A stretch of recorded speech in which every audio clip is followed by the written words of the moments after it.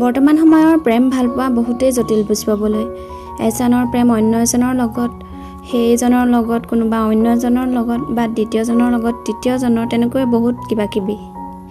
মানুহে বৰ্তমান সময়ত সম্বন্ধ ভালদৰে কৰিবও পৰা নাই, নতুবা এৰিবও পৰা নাই। এনেকুৱা এইবাবেই হয় যে এনেকুৱা সম্বন্ধত প্ৰেমক বাদ দি সকলোখিনিয়ে হয়। প্ৰেমটো কেৱল শব্দতহে ৰৈ যায়। কিমান সহজ এইটো ক'বলৈ যে মোৰ তোমাৰ প্ৰতি প্ৰেম ভাল পোৱা আছে, আই লাভ ইউ। শব্দৰে মানুহে বহুত ডাঙৰ ডাঙৰ কথা কৈ যায়। তুমি জীৱনত নাথাকিলে মই মৰি যাম। সেইজন আজিও জীয়াই আছে অন্য এজনক এইখিনি কথা ক'বলৈ। এটা সঁচা কথা যে আজিকালি এইটো ক'বলৈ বহুত সহজ যে মই তোমাক বহুত ভাল পাওঁ। এই বাক্যশাৰী আজিকালি প্ৰায়ে কয়। এই কথা গভীৰভাৱে কেতিয়াও নল'বা। শব্দৰেতো যিকোনো কথা ক'বলৈ উজু হয়। শব্দৰে প্ৰতিশ্ৰুতি দিয়া, শপত খোৱা সকলোৱে বহুত সহজ, কিন্তু বাস্তৱিকতে কৰিবলৈ বহুতেই কঠিন। কোনোবাই কওঁ বুলিলে বহুত কিবা কিবি ক'ব পাৰে। প্ৰতিশ্ৰুতি দিয়া, শপত খোৱা সকলো কিন্তু ফ্ৰীতে কৰিব পাৰি। এইটো মানে ই নহয় যে মানুহক বিশ্বাস নকৰিবা, কিন্তু তেওঁ যি কয় সেইটোকে সঁচা বুলি নাভাবিবা। তেওঁ যি আপোনাৰ লগত কৰে সেইটোহে সঁচা বুলি ভাবিবা। এজন মানুহে এটা কোম্পানীত ইনভেষ্ট কৰিব বিচাৰিলে সেই কোম্পানীটোৰ বিষয়ে সকলোখিনি আগতীয়াকৈ জানি বুজি লয়। কেৱল অলপ পইচাৰ বাবে ইমানখিনি পৰিশ্ৰম কৰে।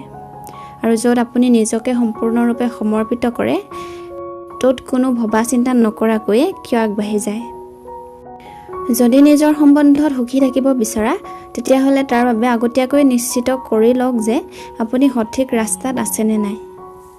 পাছত এইটো কৈ লাভ নাই যে মই ব্যক্তিজনক চিনিবই নোৱাৰিলোঁ। এনেকুৱা এইবাবেই হয় যে আপুনি চেষ্টাই নকৰিলে যে আপোনাৰ প্ৰেম সঁচা নে মিছা। য'ত আপুনি কোনো নভবা নিচিন্তাকৈয়ে বিশ্বাস কৰি লয়, ত'ত বিশ্বাসঘাতকতা কৰাৰ চান্স বেছি থাকে। এতিয়া কিছুমানে ভাবিব যে আগতীয়াকৈ কেনেকৈ গম পাম যে আমি শুদ্ধ সম্বন্ধৰ লগত আছোঁ নে ভুল সম্বন্ধত। আপুনি 5টা কথাৰ যোগেদি এইটো অতি সহজেই জানিব পাৰিব।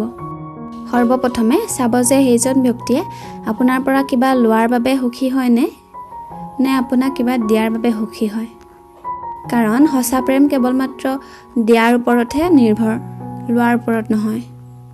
যদি খোজাত বেছি আগ্ৰহ, তেতিয়াহ'লে সেই ব্যক্তিজনে আপোনাৰ পৰা প্ৰেম নহয় অন্য কিবাহে আশা কৰে। দ্বিতীয়তে, আপুনি এইটো লক্ষ্য কৰিব যে আপোনাৰ প্ৰতি তেওঁৰ চিন্তা তথা আগ্ৰহ আছেনে নাই। যিজন মানুহে যাকে সঁচা ভাল পায়, তেনে মানুহে সকলোতকৈ বেছি আপোনাৰ চিন্তা থাকিব, সেই ভাল পোৱাজনৰ চিন্তা থাকিব। আপোনাক কেয়াৰ কৰিব।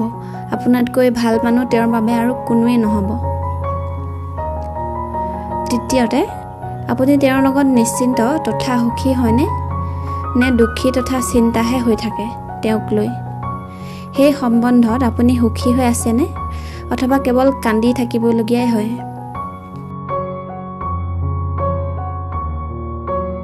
চতুৰ্থতে, তেওঁ আপোনাৰ পৰা কথা লুকুৱাই নে মিছা কথা কয়, অথবা তেওঁ আপোনাৰ লগত সকলো কথাই পাতে, আপোনাক সদায় সঁচা কথা কয়। কাৰণ যাৰ লগত আমাৰ সঁচা প্ৰেম হয়, তেওঁৰ লগত সৰু সৰু কথাসমূহো শ্বেয়াৰ কৰা হয়। য'ত ফাঁকি থাকে, লোকঢাক থাকে, তাত সঁচা প্ৰেম কেতিয়াও নাথাকে। পঞ্চমতে, তেওঁ সকলো সময়তে আপোনাৰ লগত থাকিব বিচাৰেনে, অথবা আপোনাৰ লগত আমনি পায়, অথবা সময় নথকাৰ বিভিন্ন অজুহাত দেখুৱায়। এই 5টা কথা যদি আপুনি প্ৰথমৰ পৰাই ধ্যান ৰাখে, তেতিয়াহ'লে এই সম্বন্ধত কেতিয়াও উজুতি নাখায়। কোন শুদ্ধ কোন ভুল এই সকলোবোৰ আপুনি প্ৰথমতেই জানিব পাৰিব। এই 5টা কথাৰ উপৰিও আৰু এটা কথা আছে যিটো কেৱল আপুনিহে অনুভৱ কৰিব পাৰিব। সেইটো হৈছে নিজৰ আত্মাৰ শব্দ। এই আপোনাক প্ৰথমতেই কৈ দিব যে আপুনি সঠিক পাৰ্টনাৰৰ লগত আছেনে নাই।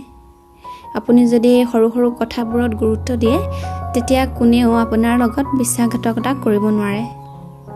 এই 5টি কথাই আছিল যি 5টিৰ জৰিয়তে আমি জীৱনসংগী বচাৰ সময়ত আমি গুৰুত্ব দিব লাগে, অৰ্থাৎ ধ্যান দিব লাগে। আৰু এই 5টি কথা যদি আপোনালোকে ধ্যান দিয়ে, তেতিয়াহ'লে আপোনালোকে জীৱনত সদায় সুখী হৈ থাকিব পাৰিব নিজৰ জীৱনসংগীৰ লগত। আপোনালোকৰ যদি ভিডিঅ'টো ভাল লাগিলে তেন্তে ভিডিঅ'টোত লাইক কৰি দিব আৰু যদি বেয়া লাগিলে তেন্তে ডিসলাইক কৰি দিব আৰু আপোনালোকে কিয় বেয়া পালে কমেন্টত জনাব তেন্তে আপোনালোকৰ বহুমূলীয়া সময় দিয়াৰ বাবে বহুত বহুত ধন্যবাদ